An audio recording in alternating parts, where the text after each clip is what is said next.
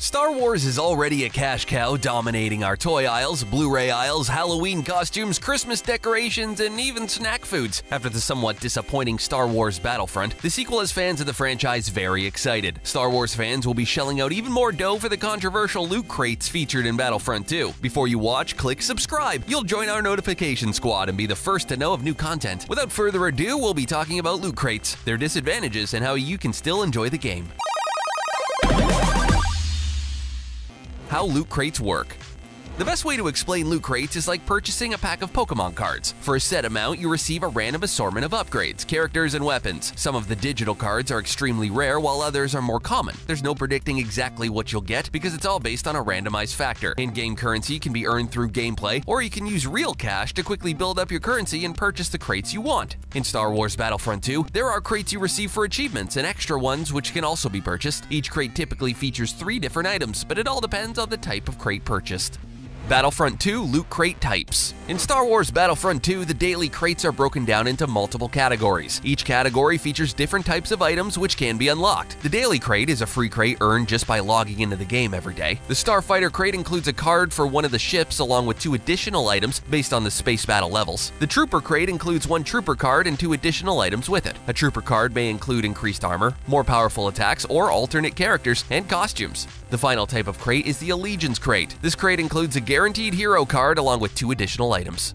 Rise of loot crates. The big release of Star Wars Battlefront 2 is putting a huge spotlight on the loot crate system, but this is not the first game to do this. Call of Duty Advanced Warfare was one of the first console shooters to introduce a system similar to the loot crates called supply drops, which could be purchased using real-life money or in-game currency to obtain certain camos, weapons, calling cards, and emblems. Mass Effect 3 took things one step further by featuring a store with player packs and digital purchases that could enhance players. As gaming companies started making money on this method, the popularity grew, and it's now become commonplace among large AAA releases. If a future game has a multiplayer mode, some version of a loot crate will probably be included.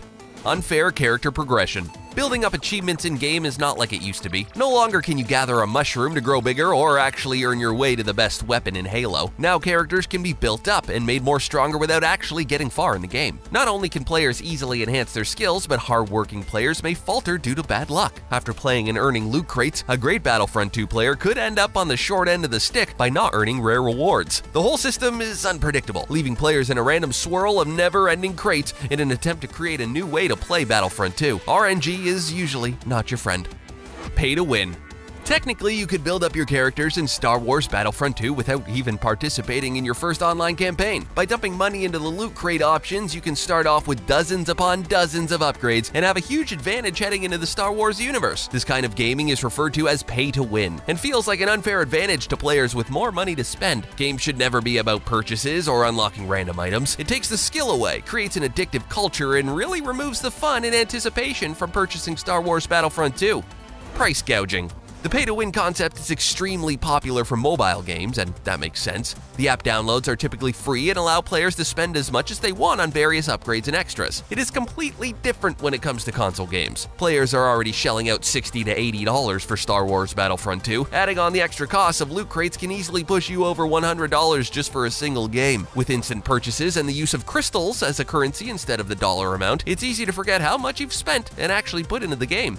Downloadable content. One of the bright spots of adding loot crates to Battlefront 2 is the free DLC available with the game. Characters, maps, and extras will all be provided to players free of charge thanks to the support of loot crates. Technically, you can play Battlefront 2, get your free daily crate, and enjoy the free DLC downloads for maximum savings. Some players would actually prefer to pay for DLC to eliminate the need for loot crates and all the disadvantages that come with them. The use of DLC is great as long as the original game has everything you need to play, and DLC is an extra more than a necessity. The future of loot crates. After the beta launch of Battlefront 2, it looks like loot crates will be here to stay. Players who actually played the beta already have a step up on anyone planning to purchase the game. The Founders Crate includes an exclusive Darth Maul emote, a Trooper Star card, and other extras. If the game and crates are a success, you can expect future upgrades to be filled with all types of extras. After the release of The Last Jedi, even more content will likely find its way into the game. People against the loot crates have a choice of playing with them or choosing a different game. Children and gambling. One of the more controversial aspects of loot crates is children, gambling, and addiction. Star Wars Battlefront 2 is marketed to all types of demographics, and it's clear that plenty of children will be playing the game. Many people consider the loot crate a form of gambling. Children are essentially paying money to get randomized results. It's easy to become addicted to the process, especially when EA Games encourages players to log on every single day to open daily loot crates. Children can easily get manipulated and obsessed with getting rare items and unlocking content no matter how much money it takes. Parents should be aware of the loot crate process and the access their children have to it. OneSided Gaming. On November 17th, Battlefront 2 will officially be released to the masses. If you're one of the players waiting until Christmas to get the game, you could be at a huge disadvantage. This gives other players the time to build up their loot, open all types of crates, and create an unfair playing field when it comes to multiplayer battles. You can find yourself being a Christmas noob in a ton of one-sided battles really quickly, which can take the competitive nature out of the game. What happened to the glory days of GoldenEye where players started with the same weapons and skill set? Some type of fairness factor needs to be implemented in these types of online games to make them fair to players. Balance is key. Well, there you have it. How do you feel about loot crates? Should they be included in Star Wars Battlefront 2? Would you spend real money on them? Let us know in the comments section below. Don't forget to like this video, share it, and subscribe to The Gamer so you can stay up to date with our awesome videos.